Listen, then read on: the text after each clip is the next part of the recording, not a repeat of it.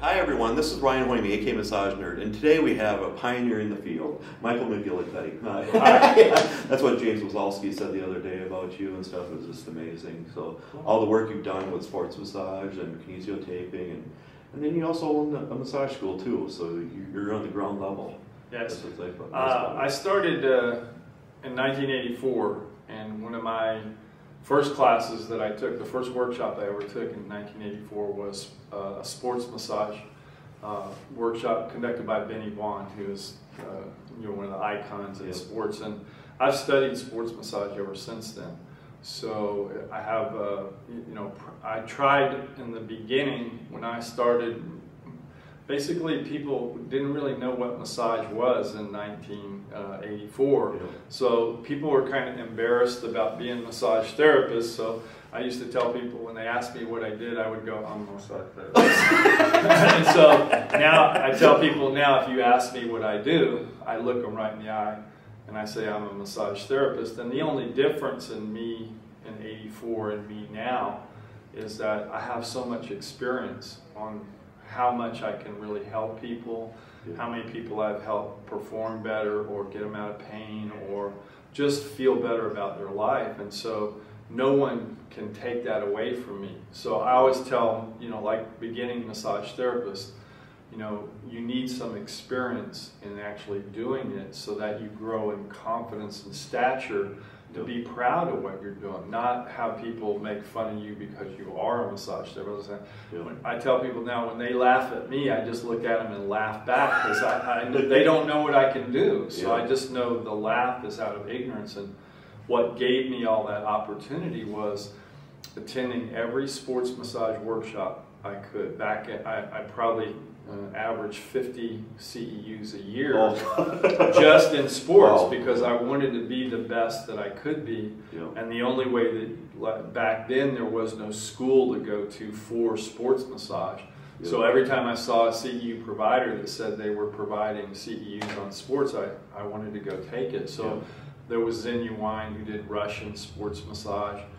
There was Rich Fay who did the massage. He was the guy that was contracted to work on all the Nike athletes. There was a conference that used to happen in Florida once a year called the Sports Massage Conference. I did it 9 years in a row, and they invited sports therapists from all over the country to present what they were doing. So I got a great foundation from all these CEU providers, and then because I knew Benny was attached to the U.S. Olympic Committee, and so in the Atlanta Olympic Games, I was there 16 days straight in the Olympic training room providing massage on all the athletes from all around the world. Now, that was the first time massage was part of the Olympic medical team. That was the first time ever. First time, okay. So I wanted to be there, and I wanted to do the best job I possibly could because I wanted those other medical professionals to have respect for our profession. And they did everything they could to kind of dissuade what we were doing, but after they saw, even PTs, OTs, athletic trainers, when they walked in that training room at the U.S. Olympic Village and saw how hard we were working, that all stopped because they had respect for us. Now, they knew how hard we were working, and really they didn't want to do that kind of work. And what happened a few times was I had some people that were on my table that had conditions that weren't treatable by massage, so I went and got the athletic trainer and said, look at this. That's huge respect. And see, and then they said, oh, these guys are not going to take any of our pride away from what we're doing. And I said, that's what I'm here for. I'm just here to massage the people, to do what I can in soft tissue stuff. You guys still have to do the East End taping, all that stuff that they did that I didn't even want to do anyway. So it worked out really well. And with Kinesio taping, that's getting more popular now. Kinesio is like a fantastic, I always tell massage therapists, you can only do so much with your hands. So you want to maximize what you're doing with your hands, and believe me, I'm a believer that I have seen over the years touch create miracles. Just touch of hand create miracles. However, it doesn't always take all the pain away. It doesn't always make people move easier. So I incorporate all kinds of things in my therapy. I use tools called sound-assisted soft tissue manipulation. They're tools designed to move through the tissue to detect fibrotic tissue and scar tissue. I'm using cupping now to lift up the tissue. So much of massage is all press, press, press. Yep. And the cupping actually lifts the tissue and creates space. And then Kinesio is such a natural fit. It has thousands of applications, but when you put Kinesio tape on someone, that tape can be left there for 3 to 5 days. Oh, and you can even shower and everything. You can shower, you can do exercise. So what happens is, let's say you have a client that has low back pain, and you assess them and you do all your soft tissue treatment, but there's still residual pain, so now you Kinesio tape them, and they get that benefit of, it's almost like, I tell people, if you put Kinesio tape on someone, it's almost like you have the therapist's hand there. See, all for 3 to 5 days, it's constantly there. So that gives your clients an advantage of getting a treatment for 3 days that they would not get at all. And Kinesio is really famous. Anybody that has any swelling in their body, anybody that has bruising in their body, Kinesio tape will really help remove the fluid and remove the bruising, like extremely fast. So that's something that you want to add to your ability as a massage therapist. I'm blessed to be a therapist in Florida, and we can do Easton, we can do ultrasound, we can stretch, we can exercise, we can do hot packs, we can do cold packs. I can do my massage. It's all within our license as a massage therapist in the state. So basically, what most people get in a massage school education is only a little part of the anatomy and physiology and a lot of massage technique. But there's so much more that a massage therapist can learn to do outside of what they've learned in school. As a CEU provider, a sports educator, that's what I want to be doing for massage therapists around the country, is to show them how to add in all these other modalities, because the way the economy is right now, it's like people are having a hard time making a living, and what I want to do for massage therapists is give them more tools to work outside of just their hands, so that they can offer more to their clients, so that they can actually make more money. Because to me, it's like, whether people like it or not, you live in this world.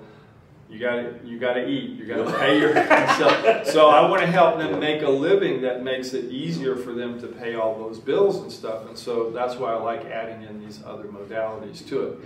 And another thing that I think is really important, which might be a little bit different, at the Central Florida School of Massage, there's this push now towards being more medical in the massage therapy industry. And I think it's great that we look at that, and that may be a track that someone really chooses to go in. And I work in a medical environment. I work in an athletic training room.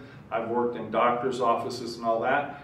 And I like that kind of work, but I'm an old school therapist, and what made me want to become a massage therapist was this holistic thing. It was like, it's not just medicine, there's a holistic approach to being a massage therapist, which involves a lot of heartfelt stuff. And so I want to honor that in my school, as I want people who think of themselves as healers to come to me. Not just those people who want to do the technical medical approach. I want healers. I want people who enjoy helping other people, and maybe in a more controversial way to really be healers. I've never really considered myself a healer,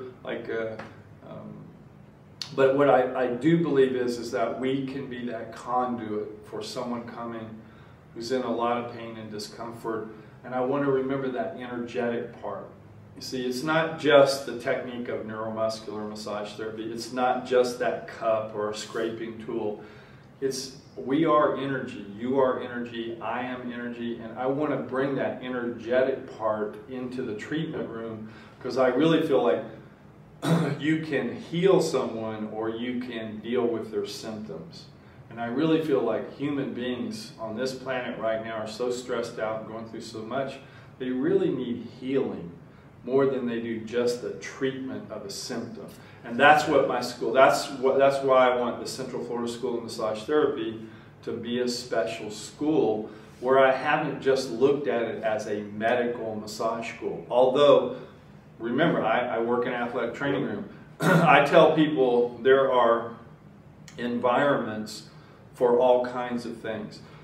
If I have a pendulum, for instance, I don't bring that out in my athletic training room and put it over the full back and go, whoa, is your chakra turning right or left? Because they'll laugh me out of the room. They'll probably kick me out of the room. But if you're in a yoga center or a wellness center, then that kind of work is suited for that environment. Tool appropriate. It's a tool appropriate. So what I tell massage therapists is, do what is appropriate in the environment that you're in.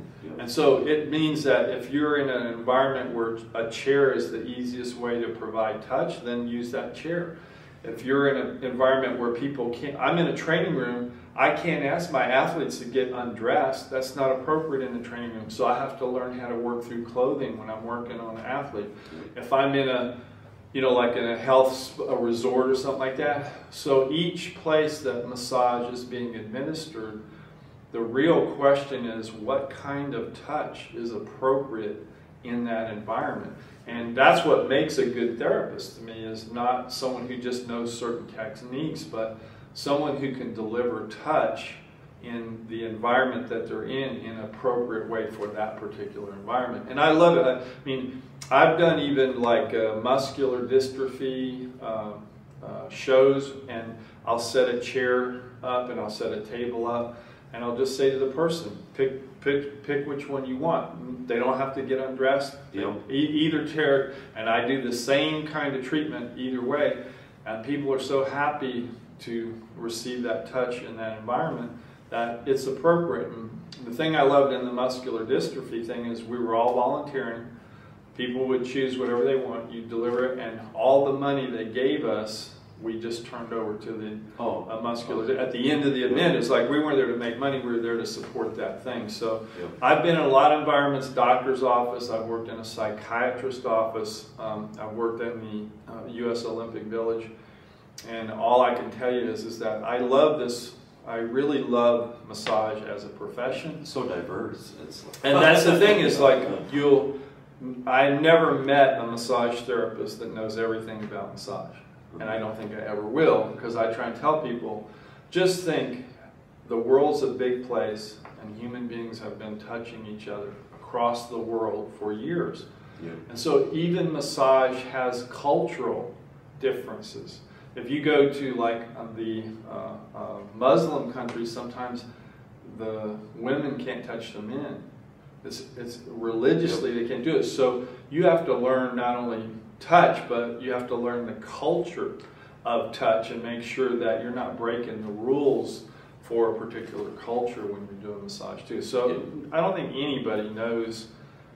That's the joy of it, is because I plan on, until the day I die, keep learning more and more about what's appropriate touch for human beings. And what's awesome is you have a great personality and joke with you and stuff like that too. So.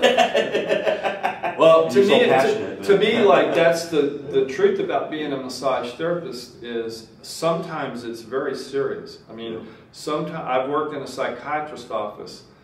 Sometimes people are really seriously in a lot of trouble. And so you have to recognize this is not a time to joke around. However, if you're serious all the time, it's too hard. So you have to, sometimes, you just have to laugh. You have to enjoy the totality of being a massage therapist. And a good sense of humor is a really necessary ingredient. You teach workshops all over, and I heard next year you're going on a little cruise or Yeah. workshop on there too. So. Yeah, well, I'm going to be with James, and we're going to do a sports kind of orientation towards some massage.